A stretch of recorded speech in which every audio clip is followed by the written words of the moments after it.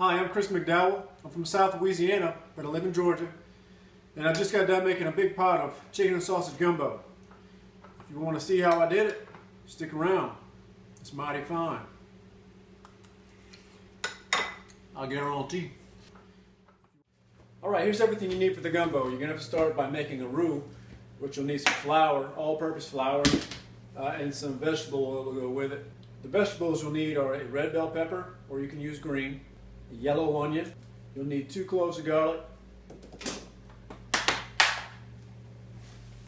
some parsley flakes, and some ground thyme. You'll need some hot sauce. You can use Tabasco if you like. I'm going to use Louisiana because that's where I'm from. You'll need 12 cups of liquid, whether you use chicken stock, chicken broth, or all water. I'm using some of both, broth and water. And of course you'll need some rice to pour the gumbo over. Some sausage. I like to put about 1.5 pounds, which is a little more than what you need. What I have is hickory smoked sausage. I don't have any Cajun smoked or any andouille, so this is what I'm using. And I've got some chicken thawing out, about 1.5 pounds of chicken. I know it looks like a lot, but it's really not that difficult to put together. Alright, the first thing I like to do is chop up the vegetables, the bell pepper, onion, and garlic. And I'll usually put everything in a big bowl and place it back in the fridge until I need it. So that's what I'm going to go ahead and do now. Start with the onion. What I like to do is keep the baggie that the vegetables come in, and you can kind of just place all the peelings and stuff inside while you're working.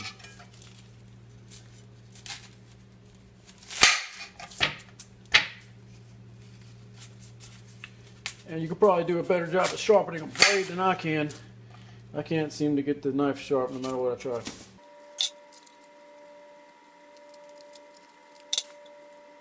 There's probably a lot of stuff you can do a better job at than I am.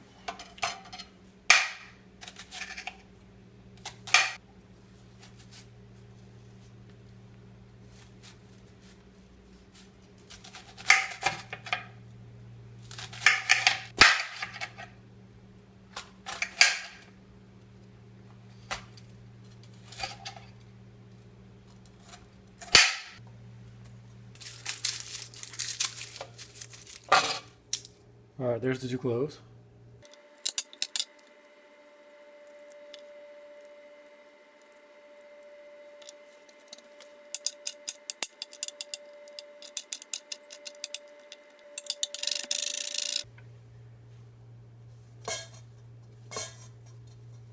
And to this, add 1 teaspoon of dried parsley. In my opinion, chopping all these vegetables is the worst part. Probably because I don't know how to sharpen a knife properly, nor use it to chop. Don't know how to sharpen or chop with a knife. Yeah, that sounds good. So go ahead and put it in the fridge until you need it. It's going to be a little bit. Alright, next you want to go ahead and chop up your sausage and your chicken. Go ahead and do it.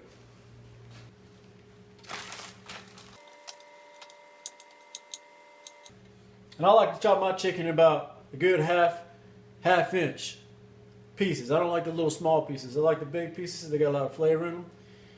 It's good stuff.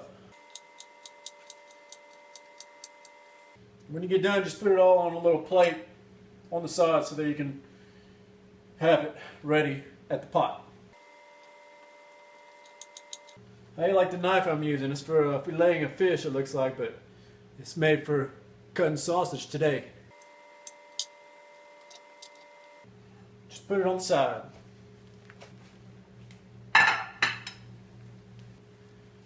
And I like to cut my chicken whenever it's still kind of frozen. Makes it a little bit easier to cut through it.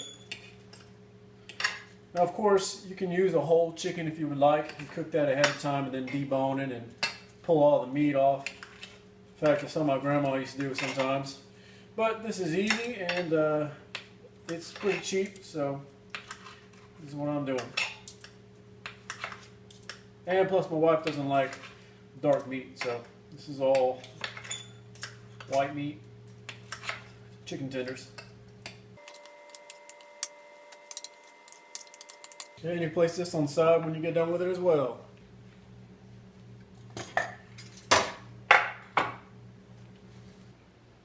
You want some chicken so bad. and some sausage. And you always want to remember when you're working with raw meat, go ahead and sanitize.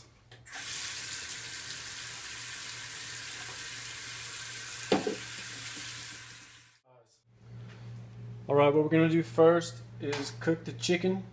So go ahead and turn your oven on, or your stove, on a fairly high setting. Put a couple of tablespoons of vegetable oil in the pan.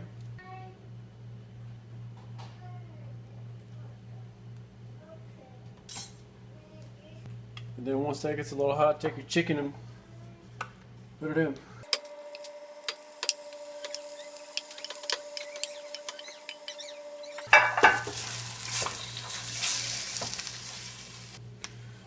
Go ahead and take your Tony Chacheries and season the chicken pretty liberally.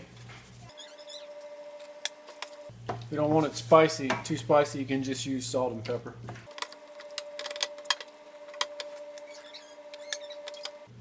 And just let that cook until it browns on all four sides, and then move it off.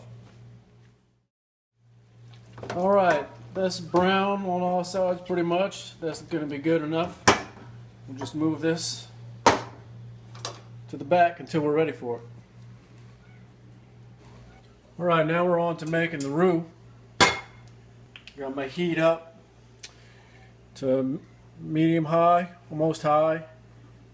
We'll put a half a cup of vegetable oil.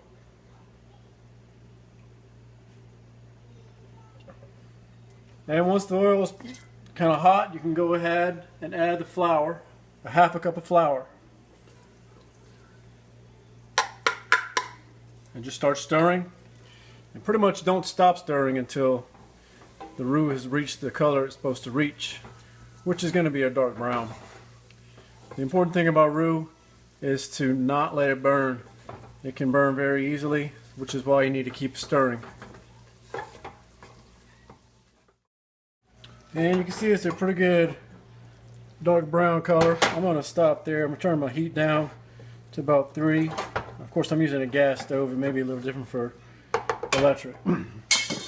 Take all the vegetables that chopped up earlier, the bell pepper, the onion, the garlic, and the parsley, and we'll put it in there.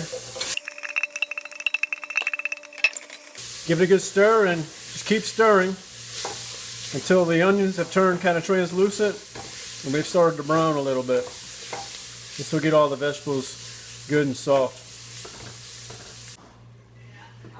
Alright, I've been stirring for probably about 15-20 minutes. And if I pull one of these onions out,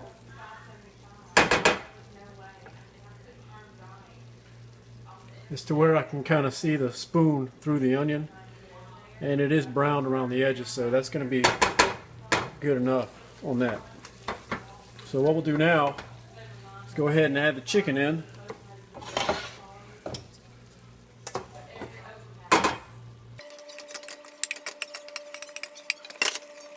And then I'll go ahead and add the stock. Now I've got one of these big boxes here, chicken broth. I measured it out. It ends up being about 6 cups in one of those. So I was going to do a mixture of water and stock, but since I have 12 cups, I might as well just use it all. Gumbo. You can add 2 bay leaves. It's a little small one, so I'll put another little small one in there. And add a 1/4 teaspoon of hot sauce or Tabasco. Okay, if a little bit more gets in there. And add a 1/4 teaspoon of dried thyme. And I'm going to add a little bit more salt. Season the chicken, but I'll put a little bit more salt, maybe a teaspoon. There's a 1/4,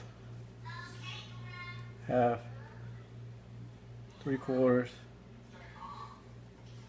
and 1 teaspoon. And I'm going to try to bring it back to a simmer. So I'll turn the heat up just a little bit. Alright, it's just starting to come to a simmer. So we'll let it cook for about 45 minutes. One thing I'm going to do though is I like I like the gumbo to be pretty dark. It's not very dark right now. So one thing my grandma always did was she took some kitchen Bouquet, and my mom as well, and added some of this. It's a browning and a seasoning sauce. So just a little bit will do you. Add a little bit and stir it up. Add a little bit more. That'll darken it up pretty nicely. And just do a little bit more. So that got it to a nice brown color, which is what I like. So I'm gonna let it cook for about 45 minutes like this, and then we'll go ahead and add the sausage in. Alright, it's been about 30 minutes. I think that's good enough. You can wait longer if you want to, but I mean, I'm cooking the little chicken tender chicken, so it's not going to really take that, doesn't need to cook for that long. So I'm going to go ahead and add the sausage in. Turn it up a little bit, and I'll cook it for probably another 30 to 45 minutes. While the sausage is cooking, I'm going to go ahead and cook some rice. You can use whatever method you want to cook your rice. I'm going to go ahead and use Justin Wilson's method. I was watching reruns of his show probably about 10 years ago when I lived in New Orleans.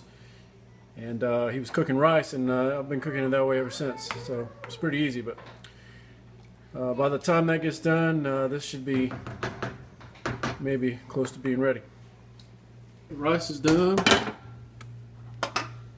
Came out perfect. It's not burned on the bottom or anything. It's perfect. And the gumbo looking pretty good. I would say that's about done. It's only been cooking for about another 30 minutes, but I had it pretty much almost at a rolling boil the whole time. A high simmer. So sausage looks like it's about done. I think I'm going to go ahead and serve some up. So total cooking time, once I got the roux on and got it up to a simmer, probably about an hour and a half, hour 45 minutes.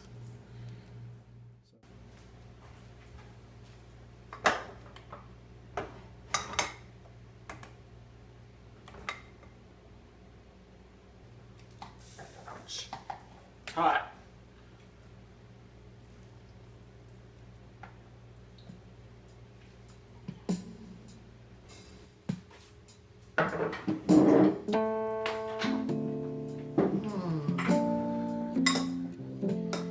Looks good.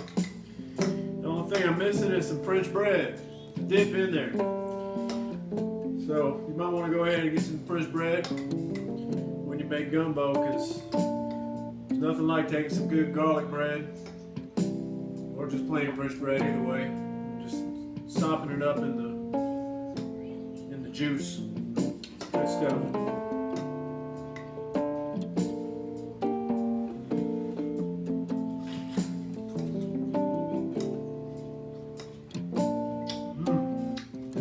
Ça c'est bon, as they say. Well, that about wraps it up, so thanks for watching. See you later.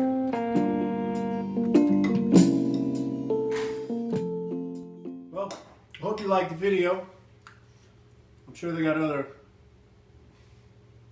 Well, I hope you liked the video.